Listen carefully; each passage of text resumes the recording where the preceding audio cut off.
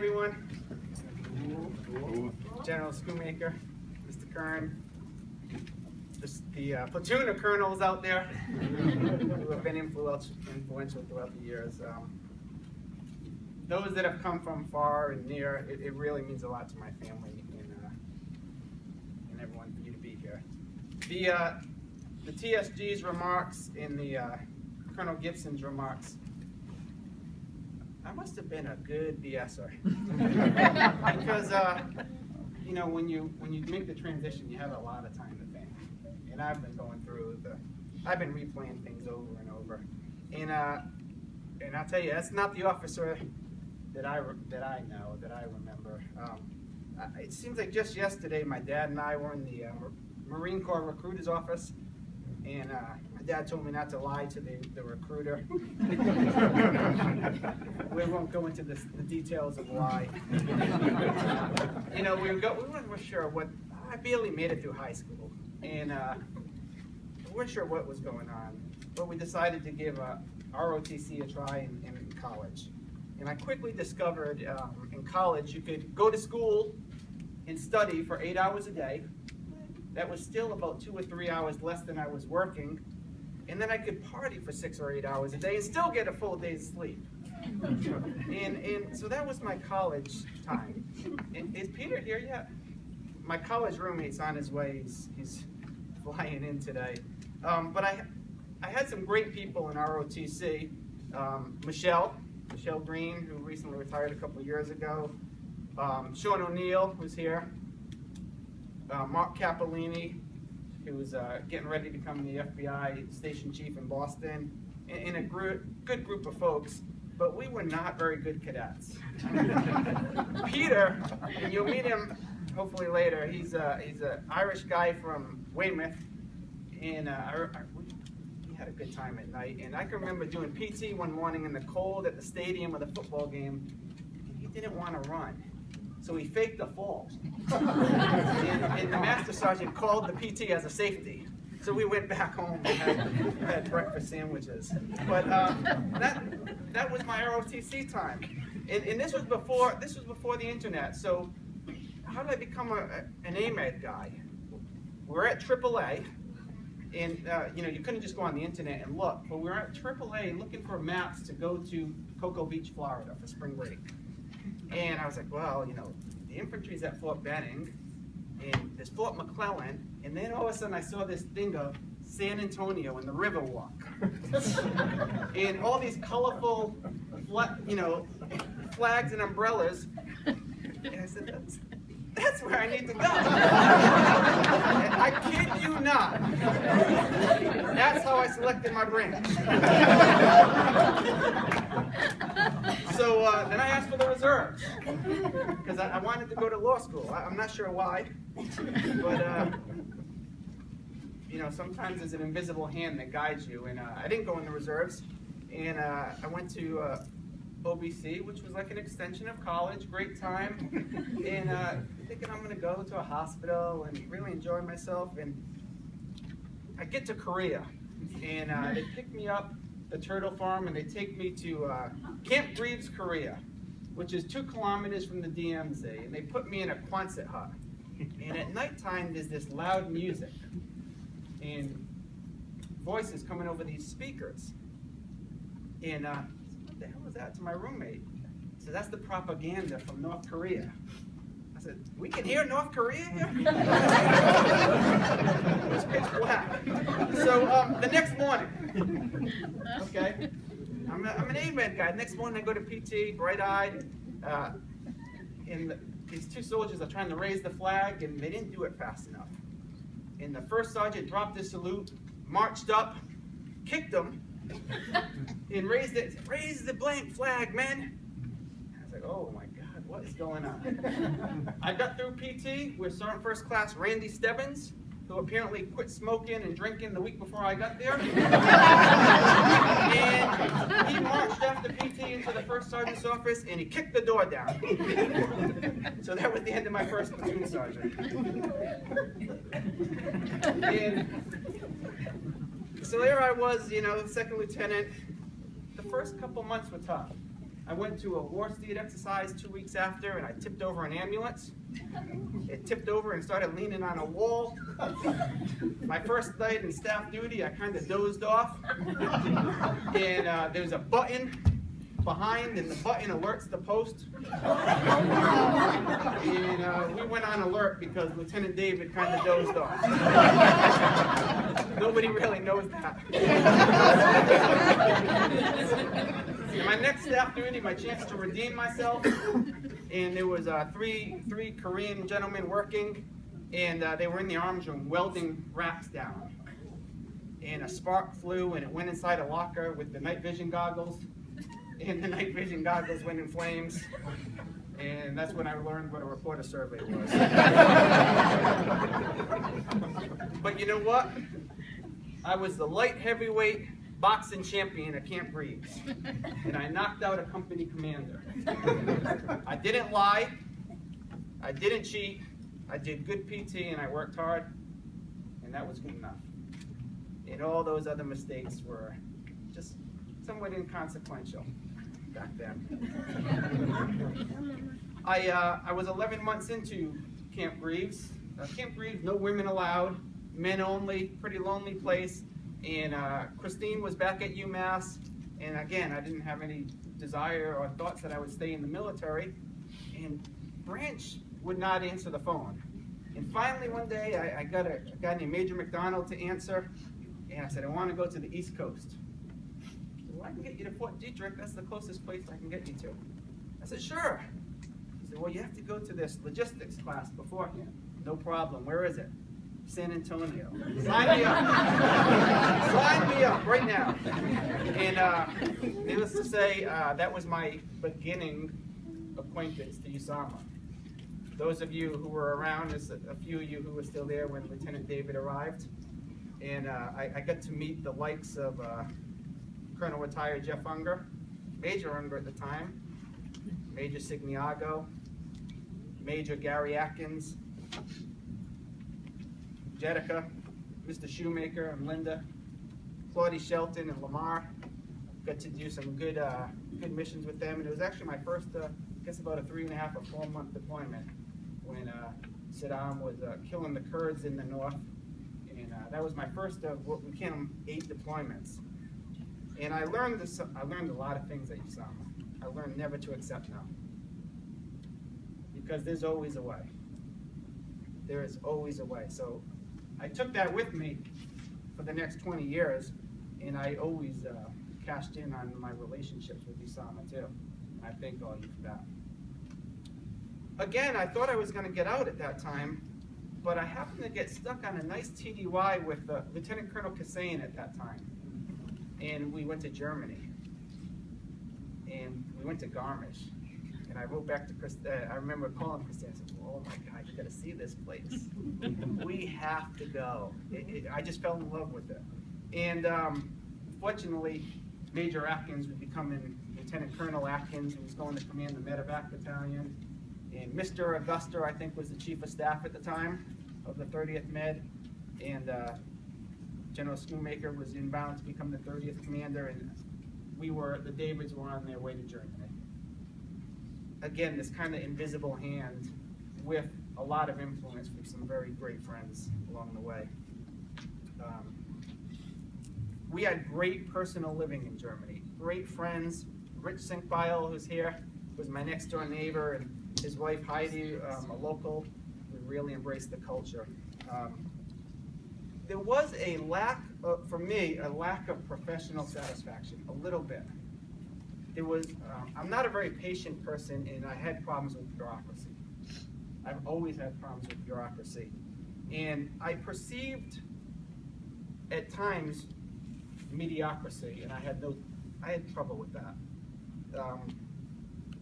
But everything got put into place, and everything got put into place actually out of tragedy. Mr. Kern's here in the front row, and unfortunately, Mr. Kern's child, Eric, passed away in Germany. He worked with me. But I learned at that time how the Army comes together and really cares for the family. And that's when I made my decision to stay. Fortunately, Colonel Armstrong was the chief of staff, and Mr. Augusta had moved back to, I think, HRC at the time. And I don't know if you remember, Mr. Augusta, you actually called me at my house, and I had orders for Fort Campbell next. And the 101st, and I was going to go in and take command. I was going to do a staff job and then take command. I got there, and the guy that I was replacing was relieved, and took command right away, and next thing you know was the start of OIF 1. And so there I was. That's when I really became professionally satisfied. And I don't know how to say it. It was just tremendous growth personally and professionally. Nobody likes being away from their family, but man, I was in my comfort zone. I loved just being in the dust. And I could walk up to soldiers. I didn't have to do all these formalities. You just walk up and ask how their family is. When was the last time you got to talk to them? And there's just decisions that are made. And I learned how to make decisions fast and out of shock at times. I also learned the emotional toll of deploying. And we were in a convoy, and this HEMTT, the Iraqis would come. You didn't know, they'd come right up to the convoys, and you didn't know what for. A lot of times they were asking for food. Sometimes they were a threat. And in the HEMTT, this big truck ran over about a 7-year-old boy, and it severed him in half. And there was just pure shock on the driver and the TC. Pure shock. The entire thing stopped. Everybody. The Iraqi's father and his brother were there, and I had a brand new doctor right out of medical school who had a limited supply of narcotics. And he was hesitant at first to use the narcotics. And I said, put the baby to sleep. And the baby went. And that young truck driver, I always worried about him because it was on with the mission. But we have a generation of these people.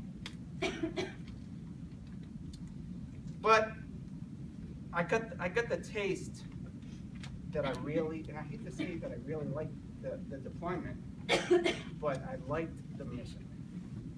And I think many of you know it. You know what it's like. It's just pure mission. It's good. So that was my second deployment. And then there was a handful after. The longest with about 15 months. I've got some good friends who've come from that one. John Green, thanks for coming from Fort Bragg. Krista and Nate. I'm the reason they're married. Just so you know, I taught Nate how to do the pimp walk. And it worked. During that deployment, I got to work and support some very good joint fighters, some very specialized fighters, and in that I got to go and interview and go through some assessments. And I said that's where I want to go work. And in that small amount of time, it took me to Africa, a couple locations, took me throughout Central Command, took me throughout Europe. And you really, really see the power of an elite team that you empower and you give them innovation. They stopped at nothing. And they're delivering justice around the world today. And they've been deployed since about a week after September 11th, and they're still deployed.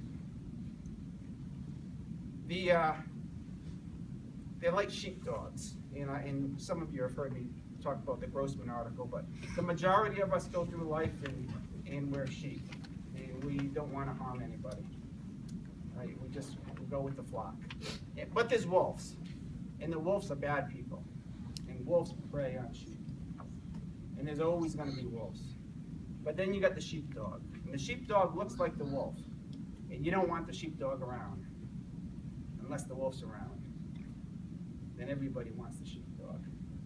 So these men, they're exterminating terrorist cells around the world at all costs, and and I thoroughly loved it there. I was in Afghanistan when I got an email from both Colonel Gibson, Lieutenant Colonel Gibson at the time, and Mr. Atkins, Colonel Atkins, who was the XO, and they said, we want you to apply for this job. It's time for you to stop playing around. It's time for you to kind of come up with the big boys.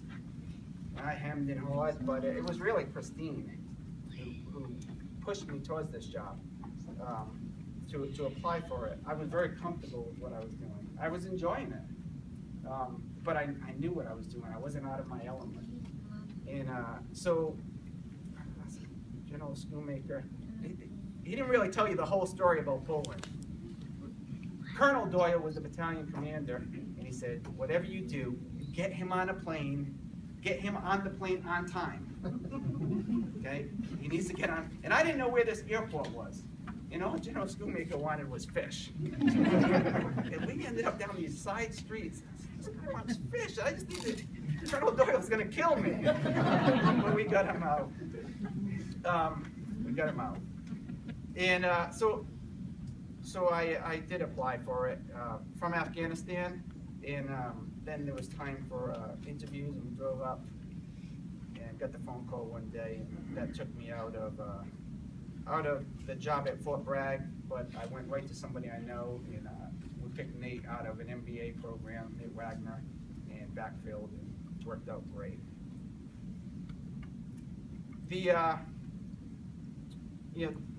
To me, there's always been this kind of invisible hand that has just kind of guided me, because I just kind of really wasn't like, sure, yeah, we'll do that. We'll give this a try, and it's always worked out. I've had great mentors, Colonel Atkins, Colonel Sig, Colonel Unger, Colonel Armstrong, Colonel Augusta, Colonel Gibson, all those, just great people.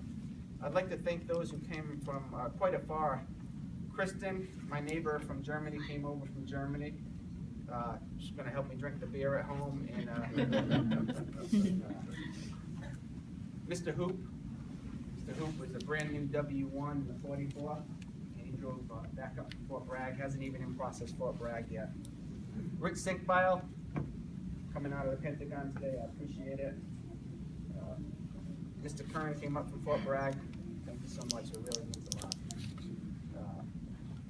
To Krista and Nate and the entire BSO team who helped make the ceremony, I really appreciate it. Krista said you're having a ceremony. I was trying to do a little barbecue or something. To the Gibson family, you guys are doing great. Doing great. You see a colonel commander with how old's the little guy now? 19 months now. 19 months. Just bring me out. That's a challenge. Anytime you're in command is a challenge. But to command at the 06 level with a 19-month-old is hard. And you got 19 locations. So you're trying to balance here, the majority of the force, the other 19 locations, trying to get home for dinner, to read a book and put the baby to sleep, and then doing your work at midnight, 2 in the morning. Doing a great job. Stay strong. Finish up for the next year and a half strong. To the Schoonmaker family, the time in which I went up to OTSG, it was with great concern. I didn't know what the military health system was until we were working on a speech on a weekend at his house for the MHS conference, the Military Health System Conference. And we were about 8 hours into it and about 10 regulars. And he says, you don't know what the MHS is? He looked at me with that straight. He said, I think I chose the wrong guy. That was the second time he did that to me. He did it the first week when I couldn't sit still in these 4-hour VTCs. Sir, nobody does this. This is not healthy. Sores on my butt. So I learned a lot that year and a half. I learned the big picture of the health system. I learned it's not sufficient to lead on one level. My idea of leadership was transformed. You have to lead on almost like a multi-dimensional chessboard. And how you have the ability to switch it within seconds. I mean, 1 minute you're using the media in Congress to acquire a strategic objective, and the next minute you're on a personal phone call for someone who's had a tragic event. Like that. Just the transitions were so great.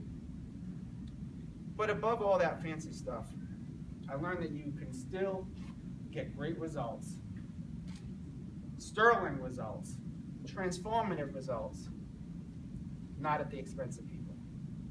You can still create an environment where the organization excels and the people excel. And to those that are still in uniform, that's my challenge to you, to continue to do that. Create the environment where people excel and the organization excels. So a few more thanks. First, to my family, my brother Mike and Megan, Addie and Sam. It means a lot that you guys came down. I appreciate it tremendously.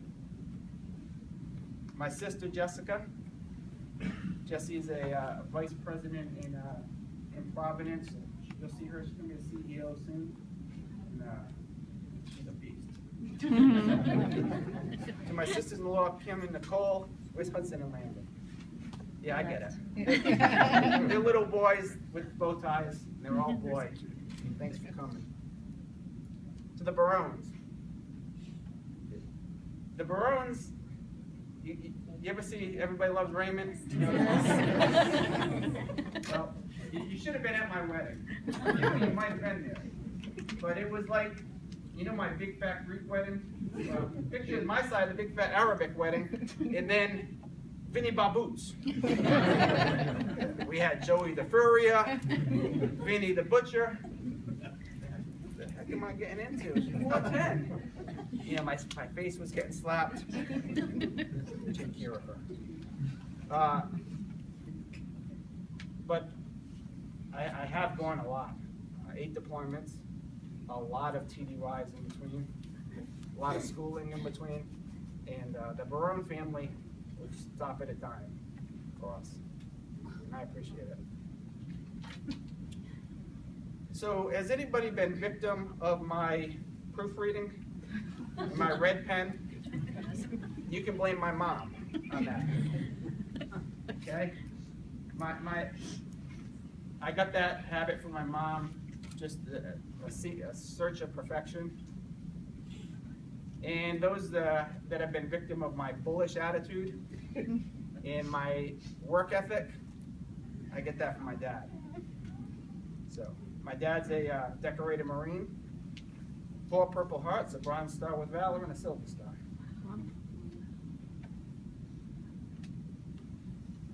When you have a family that fights, that's why you take the job so seriously. Nate and Gabby, very proud of you. I wear many hats, but none more proud than the one that says Dad. And then finally to Christine, I could not have selected a better companion. I've led soldiers for 20 years, and I wish I could put a class together on how to pick a spouse. It's so politically incorrect. It is so wrong for me to say that. But duh.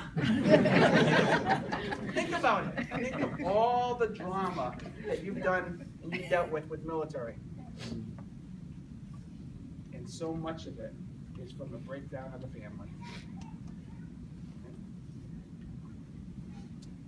4'10", 93 pounds at our wedding, 95 today.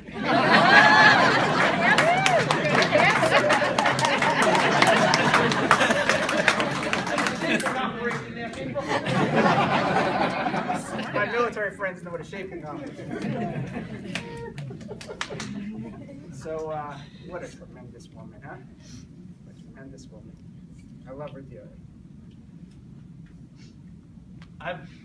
She's actually balanced me out tremendously. Everywhere I've gone, people have come to her and said, "How can you be married to him?" I bowl through everything. Christine has never met a person who doesn't like her. Never. She wakes up with a smile every day. So we got one little thing to do with Gabby for thanks, but I hope in conclusion you remember that your family's forever. Embrace mistakes. Learn from them, accept them, encourage them. I've been birthed out of mistakes, and my military career has been through mistakes, and I've learned a lot through them. Let your people make mistakes and grow. The mission is great. The people are exceptional in our military. And I wish you all the best of luck creating the culture and the environment where individuals and organizations collectively thrive. Okay? Come on up here, Gabby.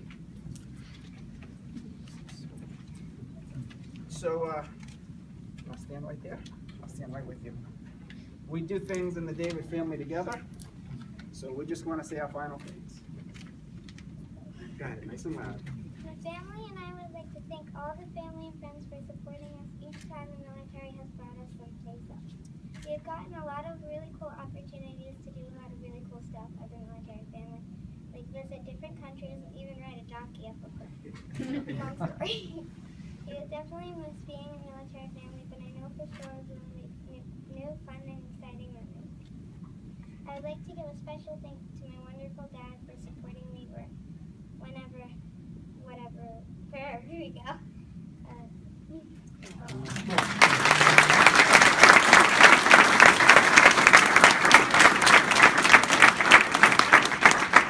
I apologize for taking so long. My last little potting shot. Yeah, I actually got two things to do.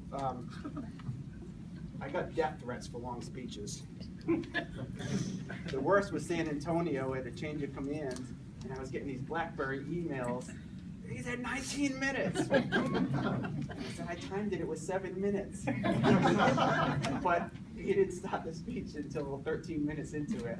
So I apologize. I do need to do a couple quick things, and please bear with me.